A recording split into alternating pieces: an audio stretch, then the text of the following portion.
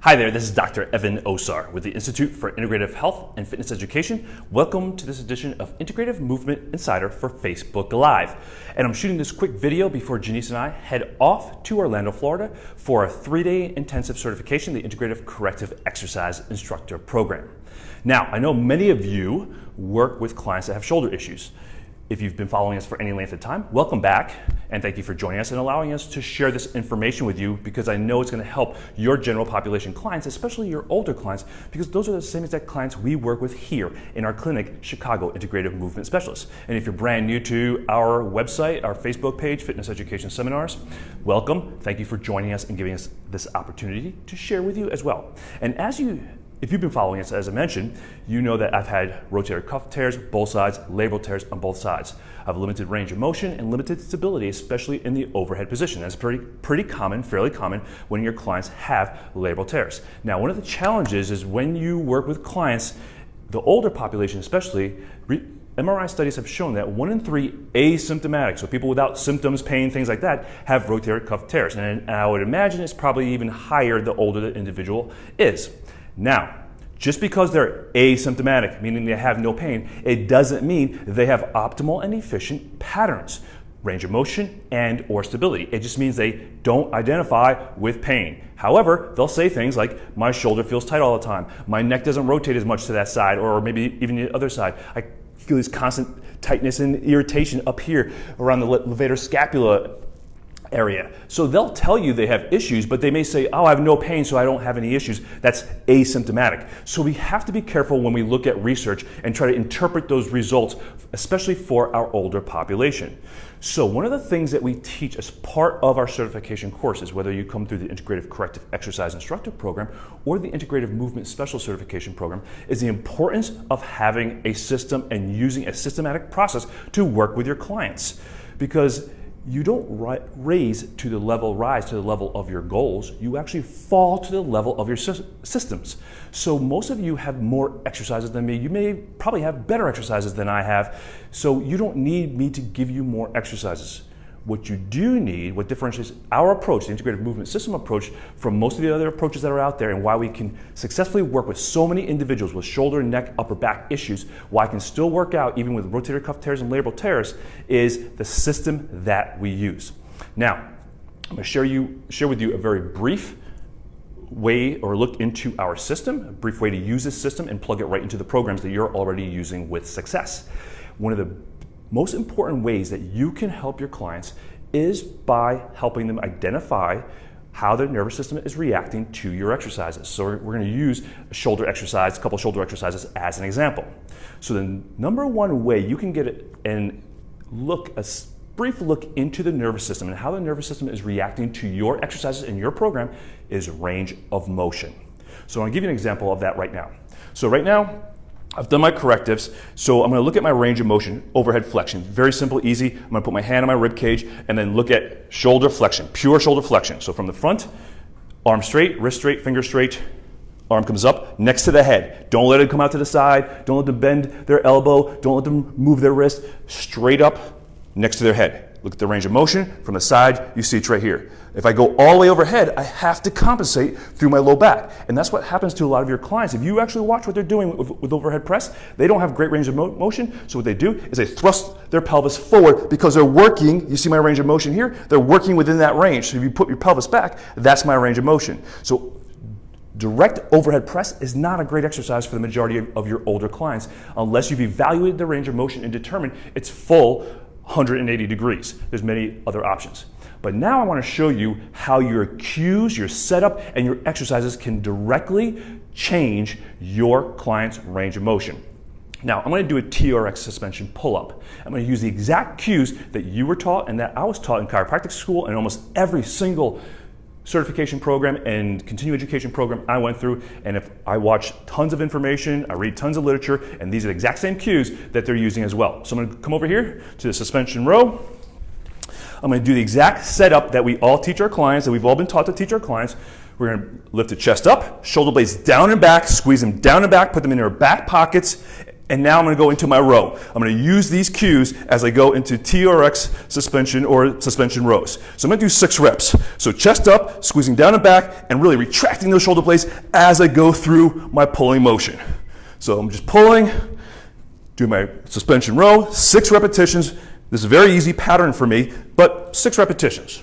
Maybe it was 5, but you get the idea. So 6 repetitions. Now, as I mentioned, the easiest way to look into your client's nervous system is look at range of motion before and after your set. I'm going to recheck my range of motion, see what impact that just had.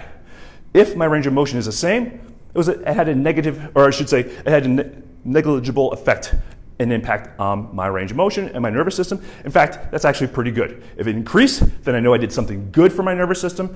But however, if it decreased, I know I did something that violated what my nervous system likes. So therefore, it will decrease my range of motion. So let's check. Hand over the rib cage again to monitor the rib cage position. Arm straight, hand straight, wrist straight, and now go overhead. And now, that's my range of motion. So before, it was up here, and that was me without compensation. Now it's right here. I cannot get my arm up overhead without going like this. So I've lost minimally 20 degrees of range of motion by doing 6 repetitions using non-optimal and inefficient cues. That's how quickly your nervous system will change your strategy, change your output because you violated alignment, breathing, and or control just with using non-optimal cues during an exercise pattern. So if you're not monitoring that, you're missing this, and then you're repatterning their nervous system with every single repetition and set that you continue with after that. So that's not cool for your clients, right? I learned the hard way, hence the reason I have rotator cuff and labral tears. So here's how you can change your strategy, change your client's nervous system, respect your client's nervous system by using a couple simple principles, the ABCs: alignment, breathing, and control. First, I need to get some of this range of motion back. So one of the easiest ways to do that is you can do foam rolling, but you can also use purposeful activation strategies. So here's what I'm going to do. I'm going to go over to this rack here. I'm going to use a different set of cues. So what I'm going to do this time is I'm going to align my head and neck as if I'm being pulled up from the back side of my head and neck and rib cage. Stack my rib cage up over top my pelvis where it belongs. And now what I'm going to do is I'm going to place my hand upon the rack here. So again, I'm still within the range of motion I can control. So from here, I keep long, move my feet apart, and now I'm going to do a hip hinge and just maintain alignment, breathing, and control, and work within the range of motion that I can control. I'm pushing very lightly into the rack here. I'm breathing in as I come up, breathing out as I hinge, staying within that range of motion that I can control without changing my alignment of my head, neck, and or thoracopelvic cylinder. I'm engaging the rack with my palm because the palm feeds into your shoulder. So I'm respecting the neurological feedback loop from the hand and wrist into the shoulder. And I'll do about 8 or 9 repetitions, staying nice and long through my spine. And now I'm going to recheck my range of motion. So again, hand comes over my rib cage, nice long spine, wrist, elbow, hand straight, overhead. And again, you can see my range of motion has been restored by respecting those principles ABC. Now, I want to show you a different exercise pattern. I'll do a different and harder exercise pattern, respecting my alignment, breathing, and control, and show you that it should not change my range of motion if I respect the ABC. So I'm going to go over here to the pull-up machine. I'm going to take the microphone off just for a moment. I'm going to set myself up in the exact same position I just did for my corrective exercise. So and then we'll do our pull-up position, pull-up pattern, again, respecting that alignment and that breathing and the control that we set up during our corrective exercises.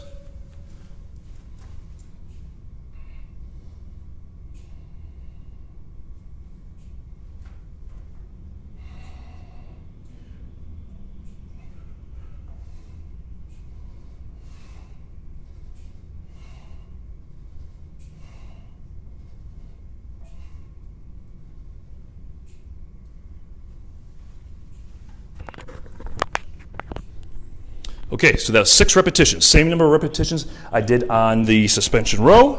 So now let's go back and recheck my range of motion. Because if I did a good job maintaining alignment, breathing, and control, I should have maintained and or even increased my range of motion. Hand over the rib cage, arm straight, come up overhead, and if you look, exactly the same range of motion. So at least I respected the range of motion I had, I worked within the parameters the nervous system gave me, and then the nervous system rewards you by maintaining and or even increasing range of motion if you're doing the appropriate patterns. And that's the importance of using a systematic approach to determining your impact on your client's nervous system. Because our goal, your goal is to help your clients create a more optimal and efficient strategy. Not just get them stronger, not just get them more mobile, not just get them more flexible, not just to increase balance, but to create a more optimal strategy, an efficient strategy, so that they can fully express their strength, their mobility, their flexibility, their range of motion, their balance, endurance, whatever parameters you're trying to improve in your client. And that's why we love the integrated movement system. That's why we use it here in our clinic. That's why we teach it in all our workshops as well as our certification programs. So that way you leave with a system that's repeatable. You can plug it right into your one-on-one and or group exercise sessions. And that way you differentiate yourself. You really have that impact and you know the impact you have on your client right then and there. Not 3 months, not 6 months, not a year down the road. You know right then and there if you're doing things that are good for your client or actually contributing to their current problems. So I hope you enjoyed this video. I hope it explained how to use a systematic approach. You assess your client's range of motion. You use your corrective exercises to create more optimal and efficient range of motion, stability, control. You use the principles, the ABCs, alignment, breathing, and control, integrate them into the most appropriate patterns for your clients, and then you reassess them at the end of their exercise and or session. And their range of motion should at least be the same and or even go up. And that means you've done some good things for the nervous system and you've helped your client, what we call ETR, and that's why we put it on our bands, earn the right. So if you're looking for more information, click on the link below this video. Check out Complete Shoulder Conditioning 2.0. We have the entire integrative movement system in this program. I take you through how to assess your clients with shoulder issues, how to use the most appropriate corrective exercises, the exercises that I use myself to address my rotator cuff and labral tears, the patterns that Janice used to stop years, 20 years of chronic migraines, the patterns that we use with all our clients and patients here in our clinic. I go through the 7 corrective exercises you should most do, why breathing is so important to your shoulder, why certain exercises like overhead press, your older clients should not be doing, or your clients with decreased range of motion shouldn't be doing, because that will actually decrease their overhead range of motion. I'll share with you why certain exercises like these lateral raises, not great for the majority of your clients, because again, they don't have the shoulder stability to properly control their shoulders. And I'll also show you program design. How do you plug this directly into a program? Sets, reps, exercises, so that you can have maximal impact with your clients and really create transformations. Even clients that have failed physical therapy or chiropractic or are dealing with chronic issues, I've created this complete program so that way you have a step-by-step process, a system to plug into what you're already doing and using with success. And if you're looking for a more intensive, there's no better way than to join a live workshop. I love reading, I love researching, I love seeing things online, but when I want to learn something, I get in depth, I go to a course. I go learn from my mentors, I go to Canada to learn from my mentors, we're going to California later this year to learn from one of my mentors. We get involved. So don't think that you can learn everything online. Get to a course, because there's nothing like experiencing it in your own body, asking questions, hearing other people's questions, and really being able to leave with a complete system. So check out the Integrative Corrective Exercise Instructor Program. We've got 2 more locations after Florida. We've got one here in our office in Chicago, and we also have one in Arizona in October. And we also have the Integrative Movement Specialist Certification course if you're looking for a deep dive, a year-long intensive. And I guarantee you, you will leave this course with truly understanding functional anatomy, biomechanics, motor control, how to use the most appropriate assessments, how to use the most appropriate corrective exercises, and you create powerful, powerful changes in your clients and really charge more. You can charge more for your services and attract more individuals that need, want, and will pay you for your expertise. So make it a great day. Thanks so much for joining us, and we'll catch you next time on Integrative Movement Insider. Take care.